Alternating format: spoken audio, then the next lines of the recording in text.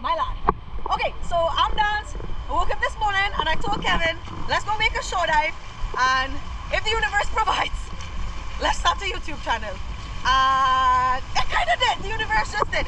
After days of bad water, and Easter usually doesn't give you that nice, calm, clean sea, we got the most beautiful day. Look at that sky. So it seems I'm going to start a YouTube channel today. First and foremost, I just want to point out Kevin and I are both freedive spearfishers and environmentalists. Not only are we academic environmentalists, we are practical environmentalists. So we try to do what we can to help the environment. There's certain things that some people may see and it may not look environmental to you guys, but I will try as best as possible to explain what we do and why we do it. So spearfishing, I just point out that some people have described it as barbaric, but spearfishing is actually the most sustainable form of fishing, because there's no other form of fishing that is as highly selective with quantity, size, and species of fish. Spearfishers catch what they eat and eat what they catch. This is not trophy hunting. This is not for fun. This is for food. Alright, so just want to point that out. We'll see a lot of beautiful species in the video to come, a lot of exciting little shots, and here we go. Forgot to mention, divers are the only people that actually have their eyes on the seabed. So we can tell you if there's coral bleaching, we can tell you if there's a decrease in stocks, and most of the divers I know always pick up garbage. And we in the boom bag.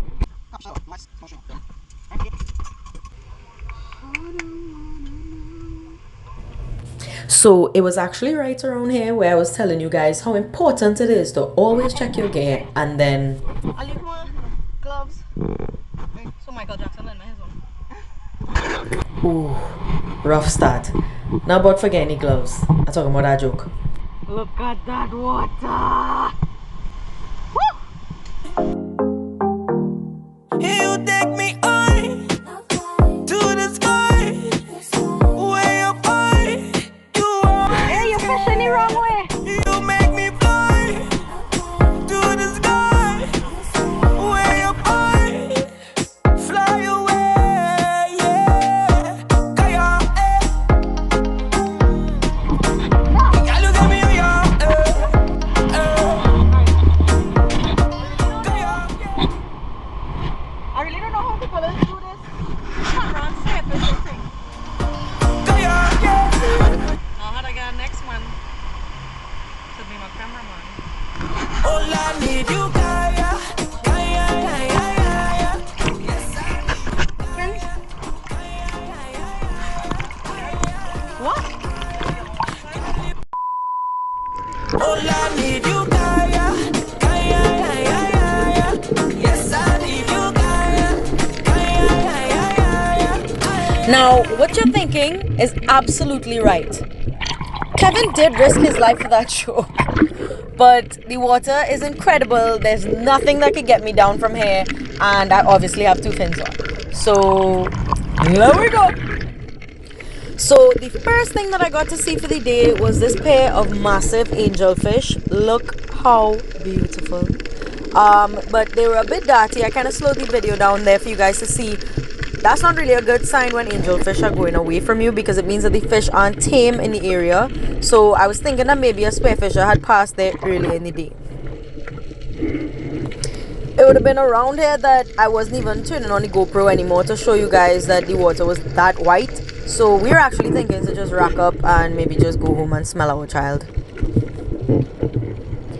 So we turned around, completely diverted from our original plan, and just decided to maybe pass by and check out a reef and see if it was any better.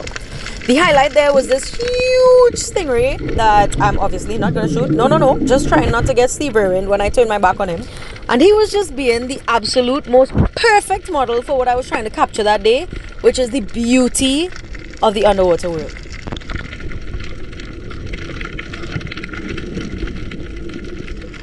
So we took a couple more drops. It looks like the water is okay, but the fishlessness is pretty discouraging. So what could I do except pose fishlessly like this? So I'd actually put away the camera, wasn't really gonna do anything else, and then this happened. Kevin shot this great little yellow jack, perfect for a shore dive, excellent for dinner, exactly what we were looking for, because that's what we came to do, get dinner. So he's bringing in here to ensure that he dies a quick and humane death and remain fresh. Whew. Look at the coloration. Look at that. Beauty. So Kevin started the party. Now, you never see one jack. There are usually others around. So I went to hunting and ended up hesitating on a smaller yellow jack because right behind it, I saw this bigger porgy. Now, a porgy for me is kind of like the definition of a shore dive fish. And what I mean by that is that it's not a targeted species, but if you're just looking for dinner and you're not going to see those trophy fish that you see on a boat dive, then you go for a porgy. Interestingly though, he was so big he had his own remora on him. That's this little guy that looks like he's nibbling him, but what he's actually doing is cleaning him.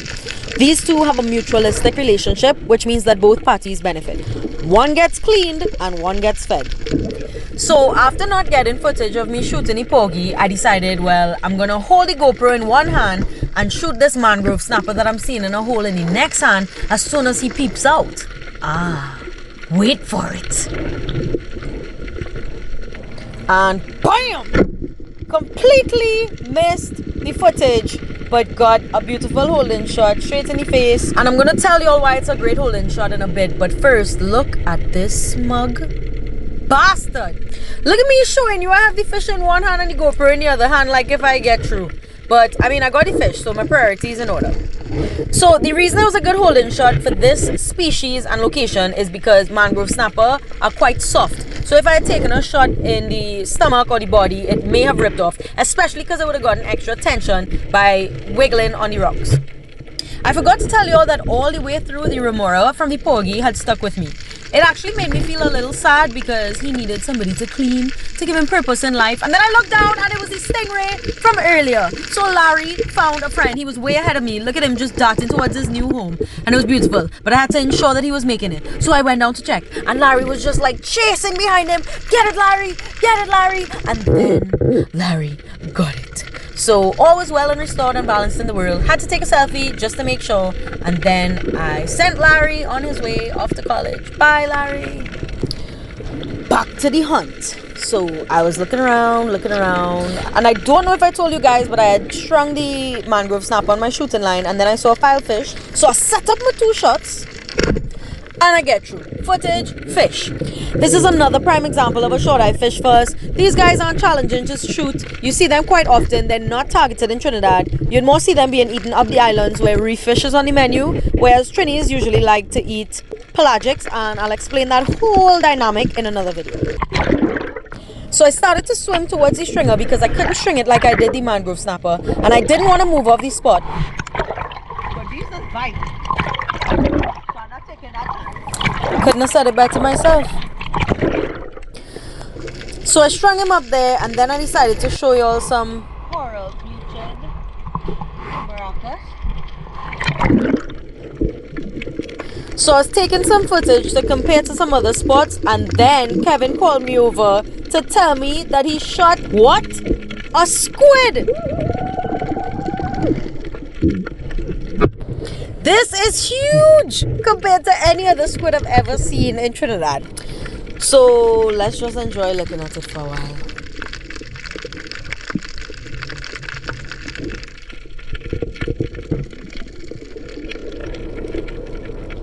So we're heading in and it was really clean in those shallow spots, so I thought I'd just take some footage for you guys to see that this beauty does exist in Trinidad.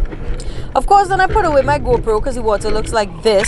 But I shot something! Could you believe in this 1 foot of murky water I saw this? A boshe, also known as a snook. These are usually in brackish waters. You find them in the Gulf. It is so rare for me. I don't know about you guys, but I've definitely never seen one on the north. And it was crazy too because I literally was just kind of gliding in that murky water, that intense murky water, and I actually kind of bounced into him, and I had to pull back the gun all the way behind me me and shoot it with my thumb while you try to run away, just like this.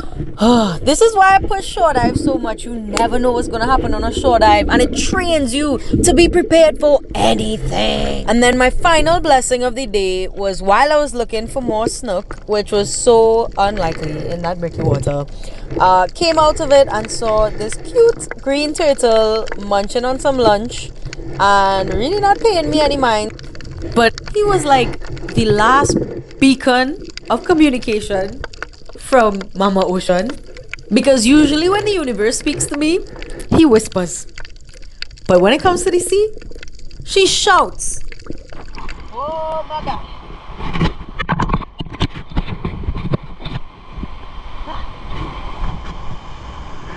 I'm gonna fix my face. Okay. So first off,